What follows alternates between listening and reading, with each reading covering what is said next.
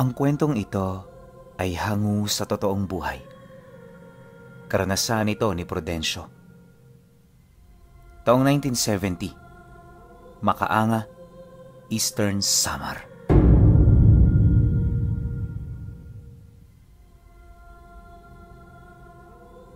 Matagal na panahon ang naghahanap ng mga ligaw na puno ng lapnisan, itong si Prudencio. Yon ang pangunahing trabaho niya dahil sa bilis ng perang nakukuha niya rito. Para sa mga hindi nakakaalam, ang puno ng lapnisan ay kalimitang ginagamit sa mga pabango.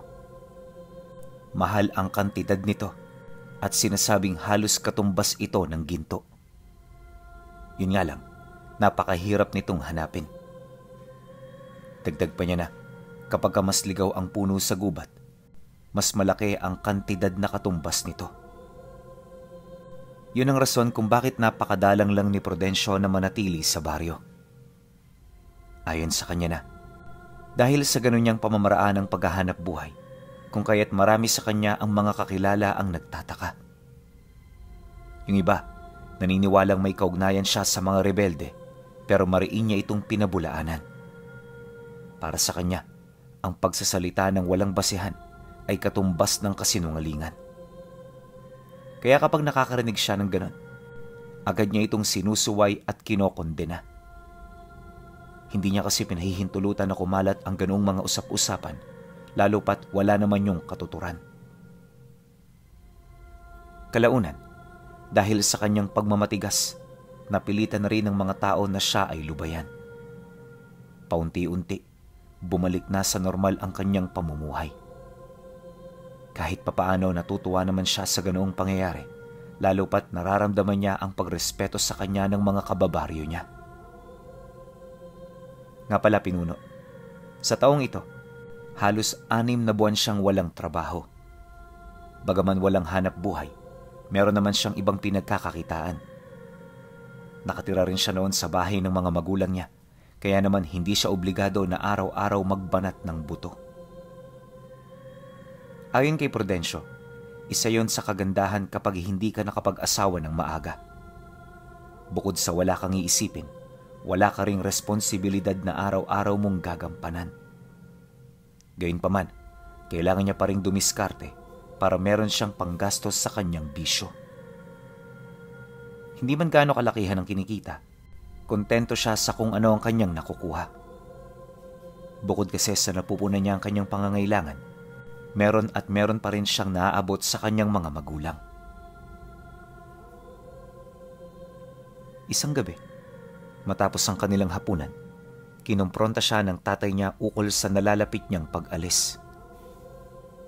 Mag-6 na buwan na kasi ang nakakaraan magmula noong siya ay umuwi, pero wala pa rin itong ideya sa kanyang mga tinatrabaho. Nang marinig naman niya ang tungkol dito, agad naman siyang napaisip ukol sa kanyang mga isasagot. Aminado kasi siya na hindi niya pwedeng sabihin ng totoo, lalo pat naniniwala ang kanyang ama na mga sagrado ang ganoong uri ng puno.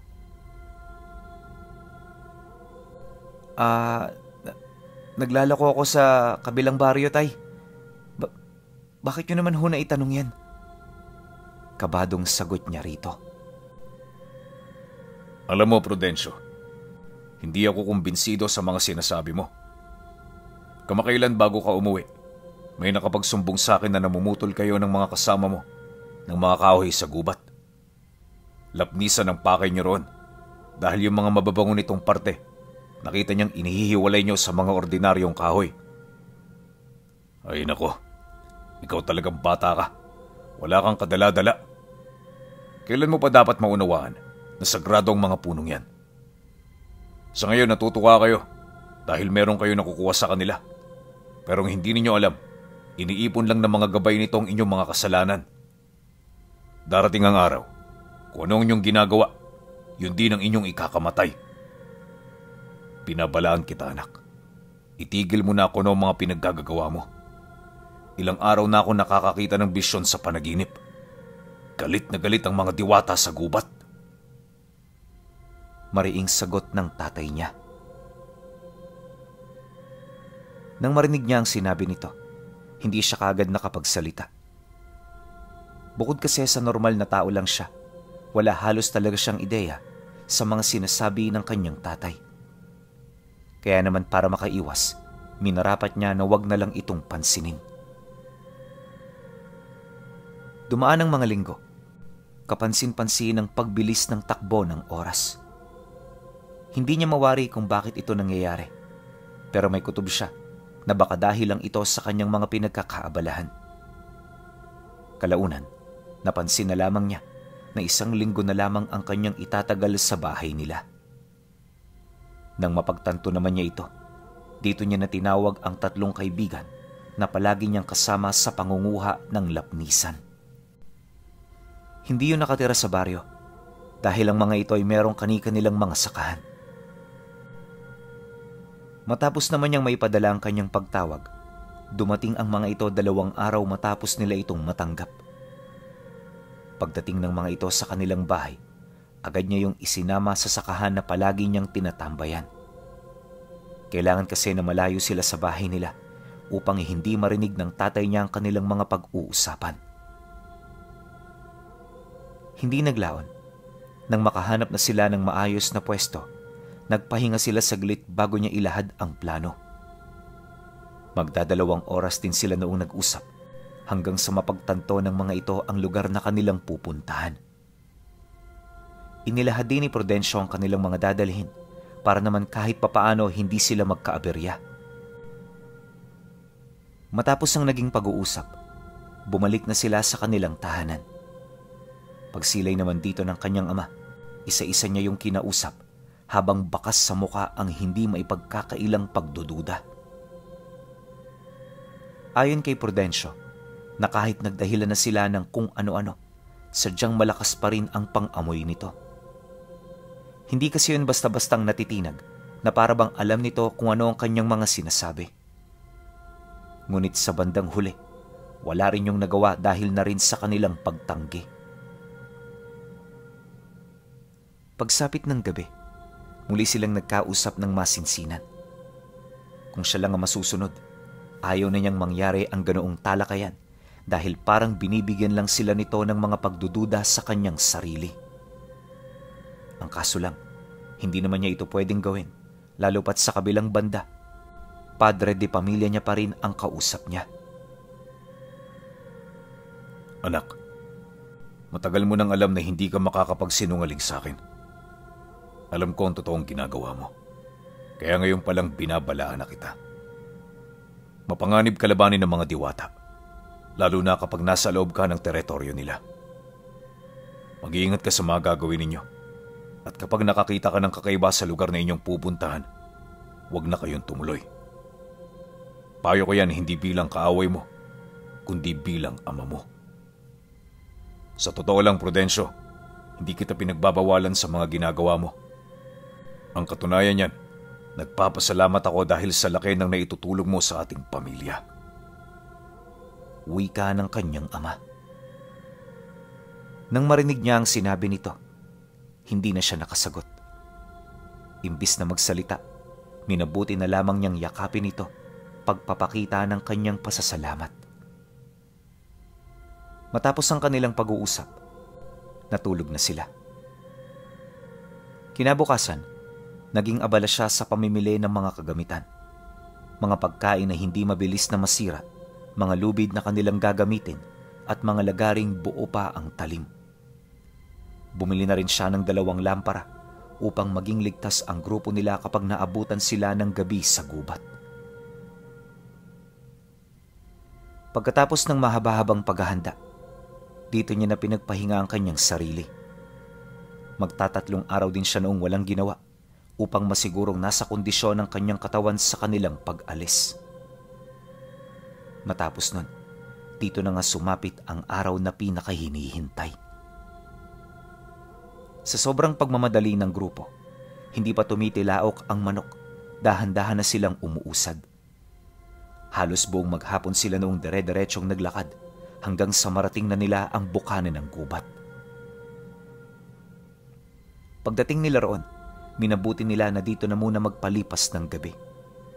Di hamak kasi na magligtas sa bukana kaysa magpumilit pa silang umusad papaloob nito. Makalipas lang ang ilang minuto, nadatnan niya ang kanyang mga kasama na naghahanda na ng mapagpapahingahan nila. Paglapit naman niya sa mga ito, agad siyang gumawa ng malaking siga. "Ano, Elmo? May makakain na ba tayo dyan?" Bungad na wika ni Prudencio. Nang marinig naman yon ng kanyang kasama, tumango lang naman ito habang pinapakita ang niluluto niya. Ilang oras pa ang lumipas, natapos na nila ang mga kinakailangan nilang gawin. Bago sila magpahinga, nagtalaga sila ng makakasalita nila sa pagbabantay. Malimit na nila itong ginagawa, kaya hindi na nila ito gaanong pinagtutuunan ng pansin. Pagsapit ng umaga, maayos namang nakapagpahinga ang lahat. At kagaya ng nakaraang araw, binuo nila ang buong umaga sa paghahanap ng puno ng lapnisan. Ang kaso lang napakailap nito, kaya inabutan na naman sila ng gabi na walang nahanap. Alam ni Prudencio na malayo na sila sa pinakamalapit na baryo, kaya anuman ang naninirahang nilalang doon, naniniwala siyang ligaw na hayop na ang mga ito. Ngunit lingid sa kanyang kaalaman na mas mapanganib pa pala sa mga ligaw na hayop ang kanilang makakaharap. Ilang araw pa ang lumipas, narating na nila ang lugar kung saan sila dati nangunguha. Ayon sa kanya, liblib ang lugar na yon dahil sa mga nagsisitaasang puno. May mataas din doong talon, tapos may mga kabundukan doong malalapit. Wala ring taong naninirahan sa lugar, kaya naman naging kampante sila sa paghahanap. Subalit pagtungtong ng dapit hapon ng ikalimang araw, may nakita silang kubo sa gilid ng lambak. Lumang-luma na ito at kung titingnan, parang matagal na roong walang naninirahan.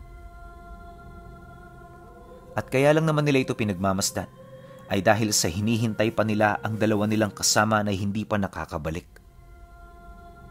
Para kasi mapadali ang kanilang trabaho, naghiwa-hiwalay sila. Di naman yun masyadong mapanganib para sa grupo, lalo pat matagal na rin nila yung ginagawa. Maya-maya pa, pagpatak ng 6:00, nanatili pa ring wala ang mga ito. Si Prudencio noon, panay na ang pagtatanong kay Elmo para wala rin yung ideya kung nasaan ang dalawa nilang kasama. Kaya naman kahit labag sa kanyang loob, napilitan siyang maghintay sa lugar na yon. Pagkaraan pa ng ilang segundo, bigla na lamang silang nanahimik nang may masipat silang isang matangkad na lalaki na naglalakad habang may kinakaladkad sa likuran nito. Medyo may kalayuan yun sa kanila, kaya hindi nila ito kaagad na aninag. Pero nang makalapit na yun sa bahay, dito nila narinig ang pamilyar na sigaw ng kanilang mga kaibigan. Dala ng pagkagulat, napatitig sila sa mga taong kinakaladkad ng lalaki at hindi nagtagal, tumambad sa kanila ang mukha ng dalawa nilang kasama. Naliligo na yun sa sarili nitong mga dugo at base sa kanilang estado, mukhang hindi maganda ang kanilang pinagdaanan. Ayon sa kanya, na yung isa sa mga ito, putol na ang kaliwang kamay tapos pikit na ang mga mata nito. May malalalim yung sugat at parabang nawawala na rin ang dila nito. Pagpasok naman ng lalaki sa loob ng bahay, sapilitan nitong kinaladkad ang mga biktima hanggang sa makapasok na rin ang dalawa. At nung maisarado na nito ang pinto, doon pa lamang binalot ng katahimikan ang buong paligid. Matapos nilang masilayan ang pangyayaring yon, hindi sila nakagalaw sa kanilang kinaroroonan. Ano man kasi ang kanilang nakita, alam nila na hindi sila namamalikmata. Kalaunan, pagbaba ng tensyon sa paligid, dahan-dahan nilang ikinubli ang kanilang mga sarili. Alam kasi nila na sa oras na matagpuan sila ng mga nilalang, katapusan na ng buhay nila. Nang magawa na nila ito, iniwasan na muna nilang kumilos o gumawa ng kung ano na maaaring makapukaw sa atensyon ng nilalang. Nakapagdesisyon na rin silang manatili roon buong magdamag upang makaiwas sa mga panganib na hindi nila inaasahan. Sa pagpapatuloy ng kanilang pagmamasid, wala naman silang nakitang kakaiba. At sa loob ng 3 oras, nanatiling tahimik ang paligid. Walang anumang kilos, ni walang anumang tunog na bumabalot sa paligid. Ngunit, ilang minuto bago sumapit ang hating gabi, nakita na naman nila ang matandang lalaki na lumabas. Sa pagkakataong yan, meron itong daladalang itim na sako na agad nitong iniwan sa bakuran. Nagmamadali kasi yung tumungo sa likod at sa pagbalik nito, may daladala na yung mahabang lubid. Itinali yun ng matanda sa magkabilang dulo at nung nagawa na niya ito, dito na nito kinuha ang nilalaman ng sako. Akala ni Prudencio kung ano lang ang isasampay nito, pero pagkadukot nito sa loob, agad na bumungad sa kanila ang malalaking tipak ng karne na may halo pang mga buto. At sa estado ng karning yun, mukhang malabong galing ito sa hayop. Bago yun isinampay ng matanda, tinuhog niya ito ng mga sanga na merong kawit. Pagkatapos, tsaka pa lamang niya yun ibinilad sa gitna ng liwanag ng buwan. Nang magawa na ito ng nilalang, dito nito nasilayan ang mga parte ng katawan ng kanilang kaibigan. Hindi yun kapanipaniwala sa una, pero alam nila Prudencio kung ano ang nakita nila. Pagtungtong naman ng 3:00 ng madaling araw, binalikan ito ng matanda para kunin. Matapos nun, pumasok na ito sa loob ng bahay at hindi na lumabas hanggang sa mag-umaga. Nang masipat naman nila ang mga pangyayari, di na sila umasang buhay pa ito. Kumbinsido sila na ang mga kaibigan nila ang kanilang nakita, kaya kahit may pag-aalangan, pinili nilang tanggapin ang masakit na katotohanan. Pagsikat naman ng araw, tsaka pa lamang sila umalis sa kanilang pinagtataguan. Halos mamula noon ang kanilang mga katawan dahil sa dami ng mga insektong buong gabing nagpista sa kanila. Paglayo naman nila sa lugar, tsaka pa lamang nila pinag-usapan ang tungkol sa mga nangyari. Si Elmo noon, tumatanggi talagang umalis na hindi kasama ang dalawa at kung ito ang masusunod, gusto nitong balikan ang bahay ng nilalang. Naniniwala kasi ito, mahina ang mga aswang kapag umaga, kaya yon ang magiging pagkakataon nila. Dagdag pa nito na, kung papatayin nila ang matanda sa oras ng kahinaan nito, mabibigyan nila ng hustisya ang dalawa nilang kasama. Mariin din itong inilahad na yun lang ang nag-iisa nilang tsansa para makauwi sila ng walang kahit na anong pagsisisi. Matapos naman yung marinig ni Prudencio, mag-iilang oras din niya itong pinag-isipan. At para makapagpasya sa kanilang plano, iniwasan na muna nilang lumayo sa lugar. Pagtungtong ng 9:00 ng umaga, tsaka pa lamang sila nakapagdesisyon ng pasya.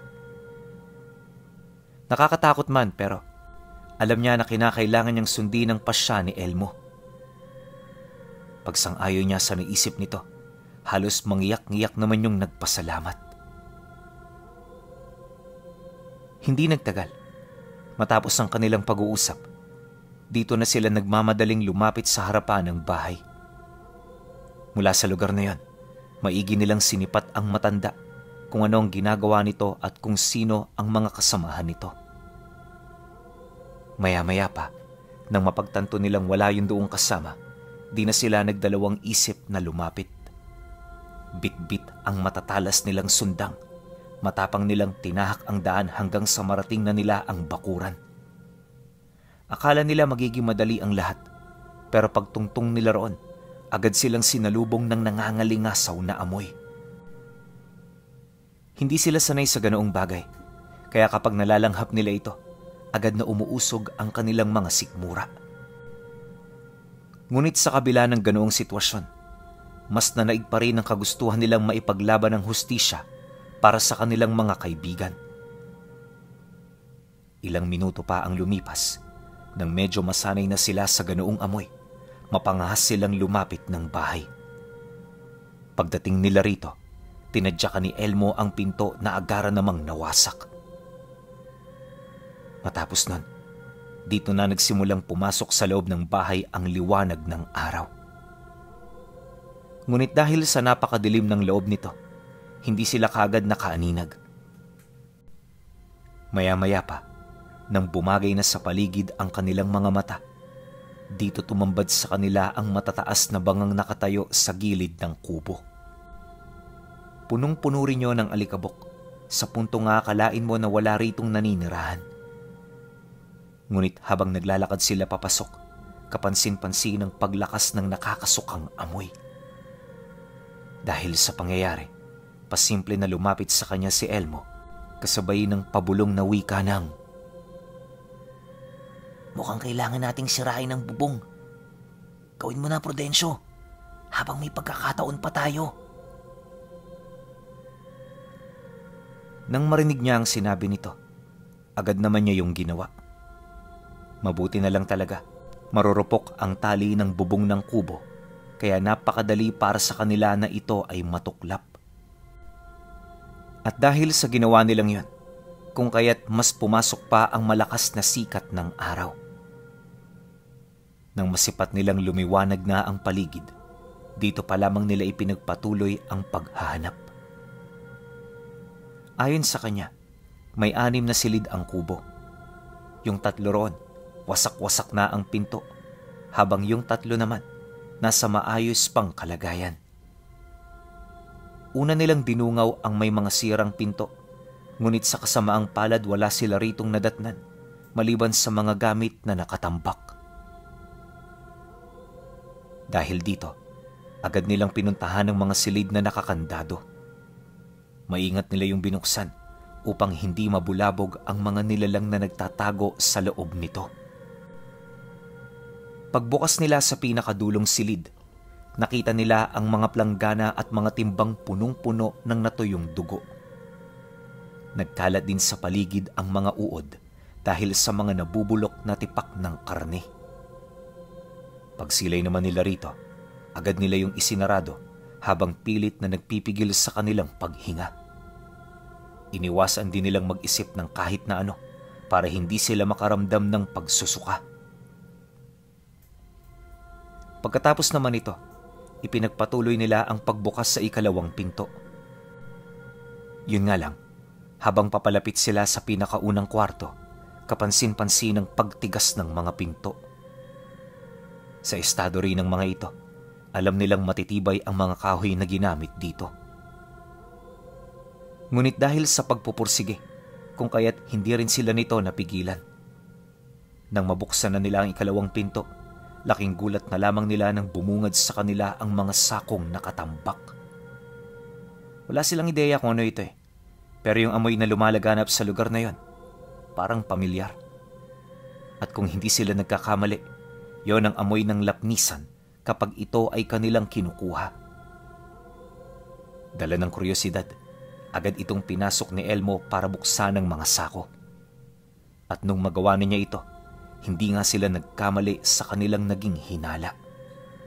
Mga lapnisan nga ang tumambad sa kanila, kaya naman nang mapatunayan nila ang kanilang haka-haka, nabalot sila ng matinding tuwa. Bawat isa hindi makapaniwala sa kung ano ang bumungad sa kanilang mga mata. Kaya sa sobrang pagkagalak, pansamantalang nawala sa kanilang isipan ang mga panganib na nakaamba. Sa sobrang kilig noon ni Elmo, isa-isa na nitong hinila papalabas ang sako. Hindi na rin yung nagpaalam sa kanya, gawa ng noong mga sandaling yon hindi siya halos makapagsalita, buhat sa tuwa at matinding pagkagulat. Ilang minuto pa ang lumipas nang maisaayos na ni Elmo ang lahat ng kinuha nito, tsaka pa lamang nila nilapitan ang pinakahuling kwarto. Alam nila na dito nagtatago ang matanda, dahil sa labas pa lang, may naririnig na silang umuungol ng bahagya. Hindi nila mawari kung ano ang ginagawa nito, pero base sa ungol na kanilang naririnig, parang nanghihina ito. Matapos naman nila yung mapakinggan, agad naman nagbaba ng senyas si Elmo na bubuksan na nito ang pinto. Nang maunawaan naman niya ang senyas nito, agad naman siyang umatras habang inihahanda ang kanyang armas. Pagsilay naman itong nakahanda na siya. Buong puwersa naman itong tinadyakan ng pinto hanggang sa tuluyan na itong bumukas. Siyempre, dala ng pag-iingat, hindi nila tinangka na pumasok. Masyado kasi yung delikado, lalo pat wala silang ideya sa mga makikita nila sa loob. Kaya naman para makasiguro, hinintay nila na pasukin ito ng liwanag ng araw. Ngunit hindi pa man yun nangyayari, bigla silang nagkagulo nang may sumunggab kay Elmo na galing sa loob ng kwarto. At dahil sa nasurpresa ito, kung kaya't hindi na yon nakailag pa. Literal na nilapa nito ng walang kalaban-laban ang kaibigan niya. Pagsilay naman niya sa pangyayari, agad niyang tiningnan ng nilalang upang mausisa kung sino ito. Ngunit dala ng pag-aalala, hindi niya na yon nagawa pa. At sa halip na awatin, napilitan siyang ito ay pagtatagain. 4 na malalakas na pagtaga ang tumama sa katawan nito bago yun tuluyang nang hina at puwersahang naitulak papalayo ng kaibigan niya. Pagdistansya naman ng mga nilalang, nagmamadali yung pumasok sa loob ng silid na para bang hindi nito matagala ng pagtama ng sikat ng araw. Paglaho nito sa kanyang paningin, agad namang nawala ang tinig nito. Hindi na nila nahulaan kung saan nagtago ang nilalang, ngunit naniniwala sila na nasa loob lang ito ng silid. Alam nila Prudencio na hindi na yon makakatakas, kaya naman hanggat nang hihina pa ito, patuloy silang naghanap ng paraan kung papaano yon mapapalabas. Bagaman iniinda ng kaibigan niya ang malalalim na tama nito sa balikat, di yon nagpapigil. Hirap na hirap mang kumilos, walang habas nitong pinagtututuklap ang bubong na malapit sa silid. Di pa yun nakontento, umakyat pa yun sa dingding para lamang maalis ang kabuuan nito. At nung nagawa na yon ang kaibigan niya, dito sila nakarinig ng isang malakas na pag-atungal. Yung nilalang na yon parang nagwawala hanggang sa napilitan na itong lumabas. Ayon sa kanya, na habang tumatakbo ito, binabalot ang katawan nito ng makapal na itim na usok. Panay din ang pagsigaw nito at pagmamakaawa habang naghahanap ng parte ng bahay kung saan hindi nakakapasok ang liwanag ng araw. Yun nga lang, wala itong nakitang pwedeng pagtaguan, dahilan para mapilitan itong makipaglaban sa kanila. Walang sabi-sabi, buong puwersa sila nitong sinunggaban hanggang sa naabot na naman ito ang kaibigan niya. Yon ang pangunahing pakay ng nilalang na animoy ang balak nito ay isama yun sa hukay. Kaya naman ang masipat niya ito, hindi niya yun basta-bastang pinahintulutan. Natatakot man at nababahala, buong tapang niya yung pinagtatataga. Ang kaso lang, dahil sa naranasan na ng nilalang kung papaano siya umatake, nailagan siya nito ng walang kahirap-hirap hanggang sa aksidente niyang matamaan ang kanyang kaibigan. Nang mapagtanto naman niya ang kanyang nagawa, dito na siya napilitang umatras. Bahagya din siyang hindi nakakilos habang pinag-iisipan ang mga nangyari. Dahil dito, kung kaya't mas lalong nalagay sa panganib si Elmo. Humingi yun sa kanya ng tulong, pero di niya yun pinakinggan.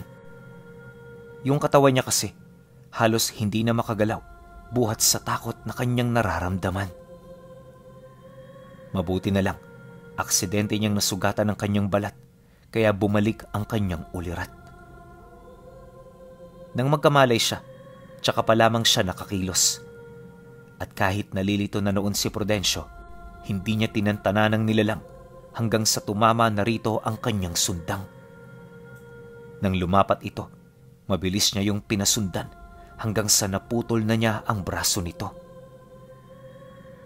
Dahil sa pangyayaring yon, napilitang tumakas ang nilalang, ngunit bago pa man yun makalayo, nagawa niyang mahawakan ang buhok nito. "Demonyo ka! Saan ka pupunta? Wala ka nang matatakasan. Huli na ang lahat para sa'yo!" Sigaw ni Prudencio sabay hila rito pabalik. Pagbagsak nito sa sahig, paulit-ulit niya yung pinagtatataga hanggang sa nahati na niya ang katawan ng matanda. Sigaw pa yun ng sigaw pero huli na ang lahat. Hindi naglaon, unti-unti na rin yung binawian ng buhay. Nang masipat naman niyang naghihingalo na ito, tsaka pa lamang niya yon tinantanan. Matapos ang pangyayari, nakita niya ang kalagayan ng kaibigan niya. Nakakapanlumo ang kinahinatnan nito pinuno dahil sa unang tingin, alam niya na hindi na ito makakaligtas pa. Pag-angat ng kamay nito, pinilit siya nitong ituro habang naghihinang nangungusap. Prudencio, iligtas mo ako. Wika ni Elmo habang dahan-dahang sumusuka ng dugo. Ngunit nang marinig niya ang sinabi nito, nakaramdam siya ng panghihina. Gusto niya yung tulungan pero papano? Yon ang naiwang katanungan sa kanyang isip. Kaya habang tumatagal na sila'y nagkakatitigan, wala siyang nagawa kundi pagmasdan nito habang bakas sa kanyang muka ang kawalan ng pag-asa. Alam niya na huli na ang lahat, kaya para hindi na ito mahirapan pa, pinili na lamang niyang tanggapin ang sitwasyon. Makalipas pa ang ilang minuto, nagdeliryo na ang kaibigan niya hanggang sa paunti-unti na yung nawala ng buhay. Pag-unat ng katawan nito, bigla yung nangisay hanggang sa hindi na ito gumalaw. Pagsilay naman niya sa ganoong pangyayari, napabuntong hininga na lamang siya habang pinagmamasdan ng dalawang labi. Gulong-gulo na noon ang kanyang isipan dahil hindi siya makapaniwala kung papaano yon nangyari ng ganong-ganon na lang. At sa sobrang kalituhan, pinili niyang sunugin na lang ang bahay na yon. Sa ganoong paraan, kasamang maaabaw ng nilalang ang labi ng kanyang mga kaibigan. Di na rin niya kinuha ang sako-sakong lapnisan bilang pagpapakita ng kanyang paghihinagpis. Matapos ang pangyayaring yon, ilang buwan rin siyang nagpagala-gala sa kung saan. Gustuhin man niyang bumalik, alam niya na hindi na ito maaari dahil sa pwede siyang pagdudahan ng mga kamag-anak nito. At sa loob ng 1 taon, tiniis niya ang lahat.